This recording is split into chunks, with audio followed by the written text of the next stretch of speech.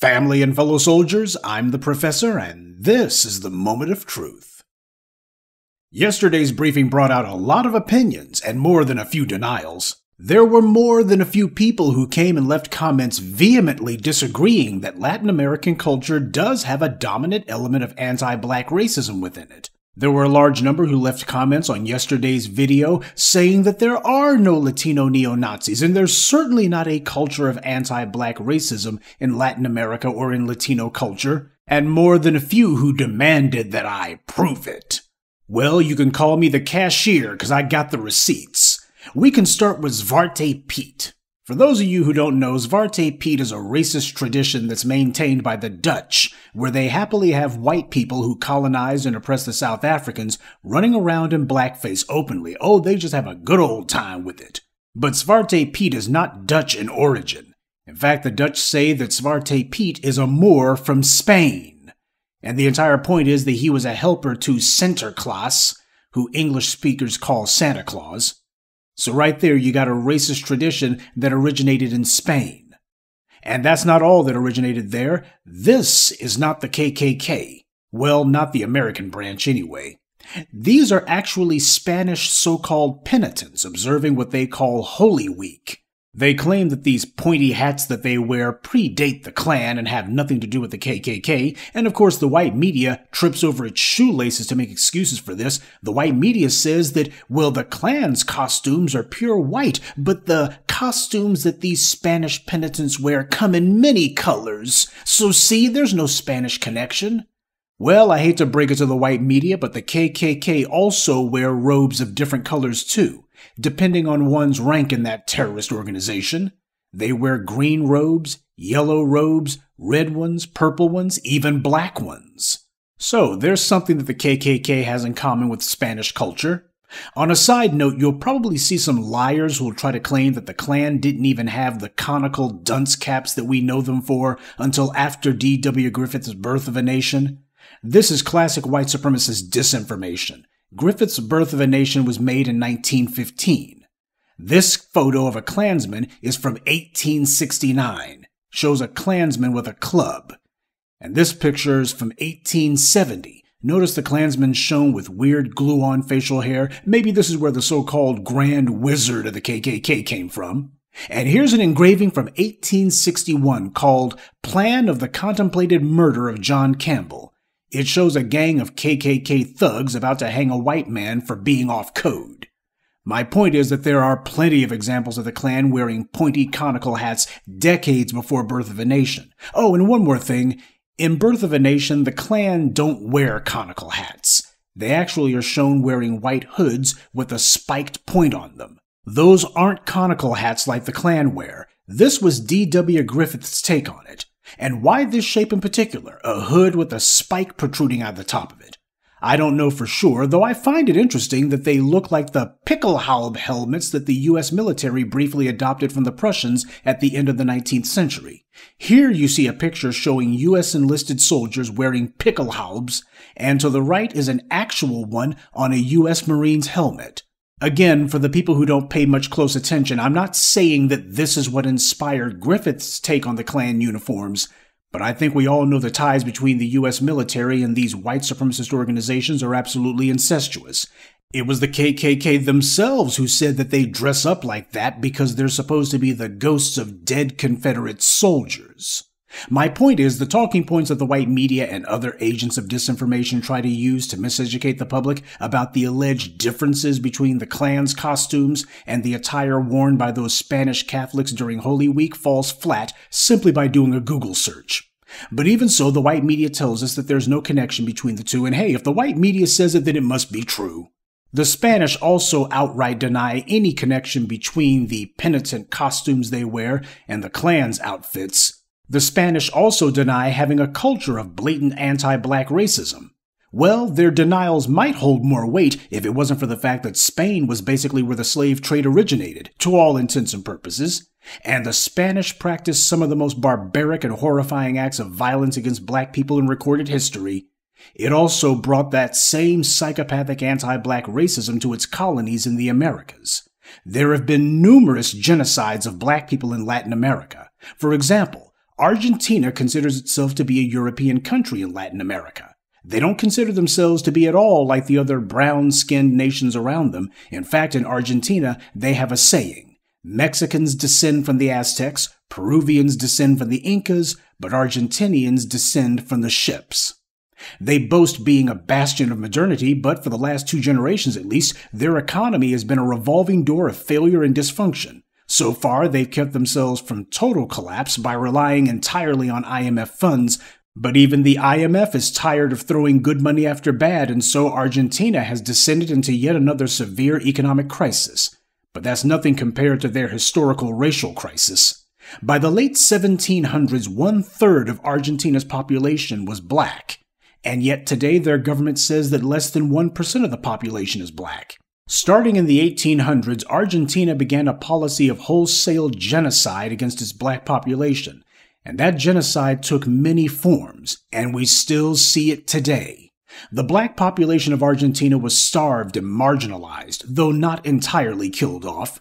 However, the survivors have been ethnically cleansed from any and all media and representation in the society. That way, at least to white tourists and white media companies who share the Argentinians' anti-black racism, they can all claim that Argentina doesn't have any black people. They also claim that they're not racist either. Well, Argentina does have a black population, and it's a lot larger than just 1%, but you wouldn't know it by looking at the government, the business sector, or even its television and movies. This is what you call cultural genocide, an attempt to erase a people by denying their very existence. See, while the white supremacists claim one lonely little black stormtrooper in a Star Wars movie constitutes white genocide, meanwhile black people have had to suffer the real thing.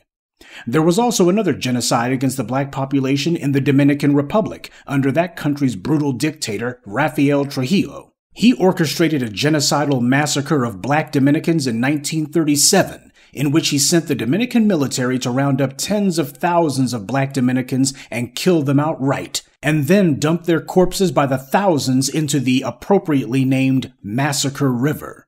No trial, no due process, not even a proper burial. And they did it because their victims were black and for no other reason. That was less than 100 years ago, and it didn't happen in the deep South United States, but in Latin America.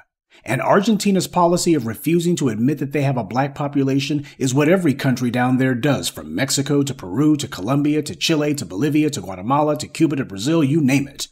If they couldn't kill the black population down there, then they would try to pretend that they didn't exist anymore. Latinos identify their cultural heritage and oftentimes their ethnicity as Spanish.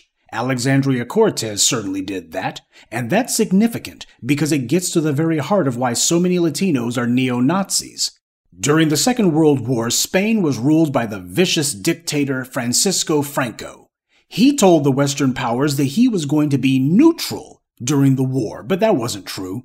He sent Spanish soldiers to fight for the Nazis, and he even protected over 100 Nazi secret agents operating in Spain during the war. The Allies knew who these Nazi secret agents were, and they sent Franco a list of their names. The communication went to Spain's foreign ministry, but Franco refused to hand these Nazis over, because Spain was neutral, right? And that request simply sat in the Spanish Foreign Ministry's file cabinet somewhere, and it wasn't found again until 1997.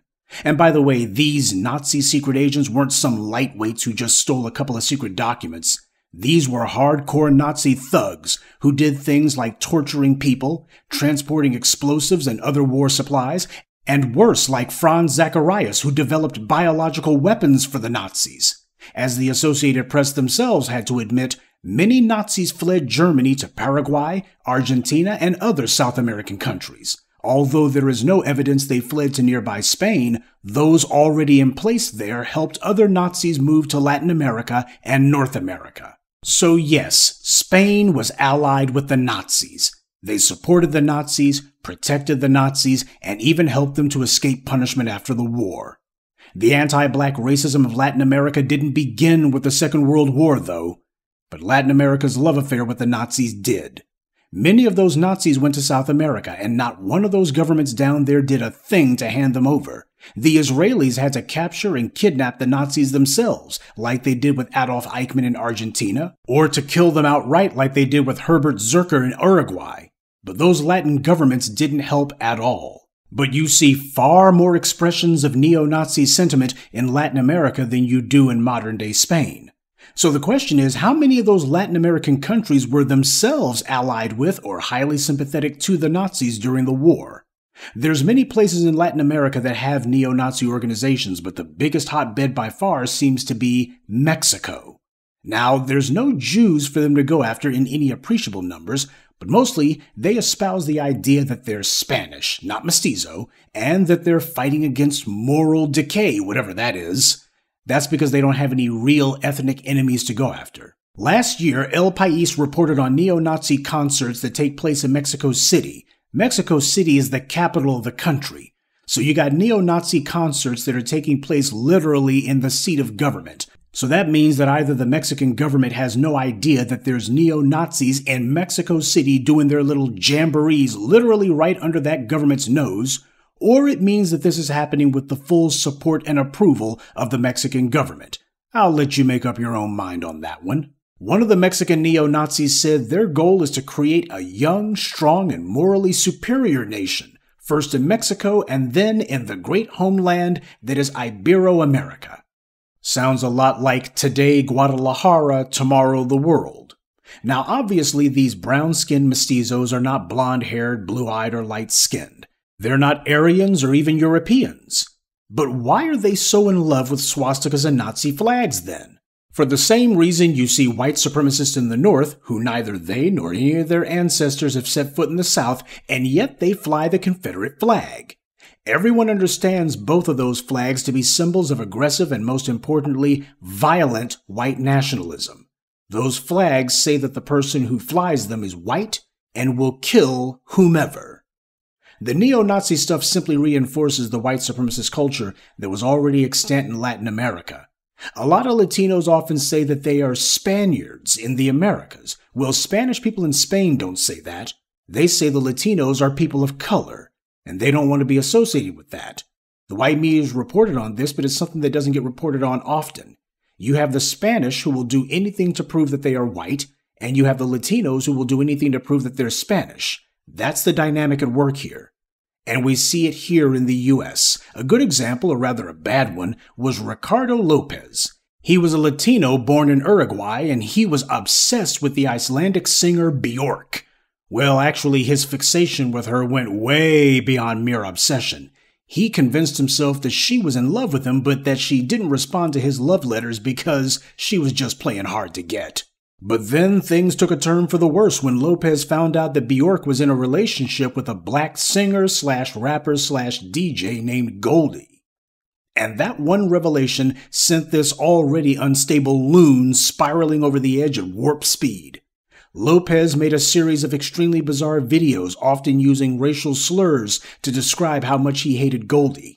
He then constructed a letter bomb that was supposed to spray acid when it opens, and he sent it to Björk. Fortunately, it never reached her, and the authorities were able to foil that plan, and also by that time Lopez had committed suicide. But simply the fact that the woman he was obsessing over was with a black man made him snap. Reminds you of the Eurasian mass shooter Elliot Rogers, doesn't it? Another example of a violent Latino white supremacist that I could give you is the mass shooter Nicholas Cruz. Cruz was the Parkland shooter responsible for murdering 17 people, mostly children, at a Florida high school. He posted numerous private Instagram hate messages online. Among them, he said he hated niggers. He said he wanted to keep black people in chains and cut their necks. He said he hated black people simply because they're black. And yes, he did talk about killing Mexicans, but keep in mind that Cruz didn't consider them to be white. One more thing. Nicholas Cruz wasn't born with that name. He was actually born to a Jewish mother and later adopted by a Latino couple. But what I consider to be really interesting is that Cruz's birth mother also had another son, this time by a different father. And the Latino couple who adopted Nicholas Cruz also adopted that child as well, so the two siblings could grow up together. Nicholas's half-brother is named Zachary. As you can see, he and Nicholas definitely had different fathers, all right. Now, Nicholas Cruz grew up with a half-black sibling. They were both together from birth, and yet by the time Nicholas was a teen, he was saying he hated niggers and wanted to kill black people simply for being black. My point is that black people seem to be some sort of animating principle for these Latino neo-Nazis. They grow up in countries where they don't have any significant contact with black people, and yet hating black people is core to the identity because it's transmitted through the culture. And many of them bring those same racially hostile attitudes to the U.S. with them. And there's no reason for that. As black Americans, we opened all the doors for them. We made it possible for them to enter the country freely, and we made it possible for them to have the rights of citizens from day one. They didn't have to fight any of those battles. They were already set up before they got here. We were the ones who fought the wars. We made the opportunities that they enjoy. Jennifer Lopez would have been just another light-skinned Latina if the Wayans brothers hadn't plucked her from obscurity and put her on In Living Color. And Puff Daddy really put her on when he showed the world her double-sided taped dress, and that one move made her a star. Rosie Perez is another example that I can think of off the top of my head. She's been spending the last few years talking grimy about some of the black folks in Hollywood who actually helped her out. Another Latino who black people opened doors for was Tenoch Huerta, who you probably saw in Black Panther 2. It was the black director Ryan Coogler who chose to cast him as Namor. This guy couldn't get any work in Mexico because he's not white, he's indigenous. But it was black people in the United States who put him on. And back in Mexico, his own Latino folk are hating on him. Now, the role of Namor is hardly a household name. I don't think anyone who doesn't read comic books even knows who the Aquaman knockoff is. This is not some comic book character who is precious to Latinos or anything. They don't know who he is. So why were so many of them angry at Tenoch Huerta for being cast in this role? Shouldn't Hispanics in Mexico just have been glad that one of theirs was being featured in a big-budget American blockbuster movie? After all, Latinos don't practice racism, except that's exactly what happened here. The fury by Latinos directed against Huerta was based on one thing and one thing only. He's a brown-skinned man who is being given the spotlight. That was the entire problem. Mexicans don't know who Namor is, and they're not the target audience for Black Panther anyway, so why were they so furious about what was basically for them a nothing burger? Because in Latin America, as we've seen in Argentina, the Dominican Republic, and elsewhere, like in Mexico, they have spent so long censoring images of non-blancos from their media that they've convinced themselves non-blancos don't exist, and they're determined to keep it that way. They made a bubble for themselves, and black Americans burst that bubble. They're scared that the lie that they've constructed is going to fall. They've seen their own color line be crossed, and they couldn't do anything about it, and they don't want that to become habit-forming. If people like Huerta are able to get a foothold in the largest media market on Earth, then that will create images of darker-skinned Latinos that Mexico's Blanco media gatekeepers won't be able to censor. They will be forced to see a world where they aren't the end-all and be-all, and they are terrified and furious at that prospect. But I don't think that all those people hating on Huerta back in Mexico have much to worry about. Frankly, I haven't seen much in the way of gratitude from this guy or any of the other Hispanic actors who Ryan Coogler put in the movie. Mr. Huerta and the others seem to think that they did it all by themselves. And that's just not true. So I don't want anyone thinking that Huerta is going to become some sort of ally, because he won't. He's going to do like Sammy Sosa and a number of others. He considers himself to be different than, and hence better than, the very black filmmakers who plucked him from obscurity and gave him a chance at having a real career in the first place. Before it's all over, I predict that he's going to be back in Mexico breaking his neck to win the acceptance of the very racists who have been attacking him. Now, there's plenty of other examples that I could give to you, but this video's long enough already. And I know that pointing out all these truths is going to make a lot of people uncomfortable. Isn't that interesting? They're not upset about all this anti-black racism coming from Latin America. What they're upset about is a black man pointing it out. And that is the problem. You can't deny white supremacy away. You can't wish it out of existence. And you can't muzzle people simply for pointing out that this has been a long-standing problem going back hundreds of years. It didn't just start after World War II. Latin American culture is fundamentally racist, not because I say so, but because Trujillo and Franco and the Argentinians and the Mexicans say so. And this has created a culture where when Latin immigrants come to the US, they go out of their way to show contempt for black citizens, not because we did anything, but simply because. People can be mad at me for reminding them of all this history and current events, but who they need to be mad at are the political leaders in Latin America who have perpetuated this anti-black racism, and also at the Latino immigrants who come north and choose to continue it. We, as the black media, have reported constantly on how Latinos have not been joining the Democratic Party, even though the Democratic Party leadership's been bending over backwards to try to attract them. Instead, Latinos have been increasingly breaking for the Republicans. And this after Donald Trump called Mexicans rapists, drug dealers, and all the rest. And yet a sizable portion of Latinos voted for him in 2016, and more voted for him in 2020. Why? Because when he says all that racist stuff about Mexicans, you have a lot of Latinos who remember the white supremacist messages from their own leaders back in Latin America. And even though they could never be part of the Blanco ruling class in their home countries, now they're thinking that perhaps in the United States, it's a land of opportunity to finally be white. But white supremacy isn't proven through words. It's proven through actions. Violent actions. This is the unspoken but well-understood threat that goes along with expressions of so-called white pride. When somebody shows a Confederate flag, that's not an expression of Southern pride. It's an open threat of violence. And the same thing goes for the swastika. Doesn't matter if it's Dixiecrats in Tennessee or Confederate aficionados in Brazil. Doesn't matter if it's white supremacists giving Nazi salutes in Charlottesville or Latinos doing the same in Mexico City. It all comes from the same source because it's all done for the same reason. A lot of Latinos practice anti-black racism not just in the countries they came from, but when they come to the US. The issue has been confused by a white media that tries to tell society that Latinos are people of color. But Latinos have never accepted that definition. And that's the reality that isn't being talked about. This is how a brown-skinned mestizo can wind up getting Nazi tattoos and carrying out a mass murder in the name of white power. The neo-Nazi phenomenon that's emerged from Latin culture isn't new at all, but it's the historically racist roots of Latin culture that's the real problem that has to be discussed and dealt with. Myths about colorblind Latino societies in South America and white media distortions about people of color in North America is what brought about the racial discord that we've seen from the LA City Council to AOC to countless others. And it's also what set the stage for this recent tragedy. If this issue is left unaddressed, it only guarantees that it's going to happen again.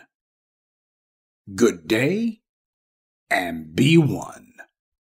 I'd like to take a moment to mention some of our contributors. Suleiman Alaji, George Bruce, Going Down Slow, Yafet Jones, and James Brown. Salute to them and thank you to everyone for listening, liking, and sharing this message. Black empowerment only exists because of you.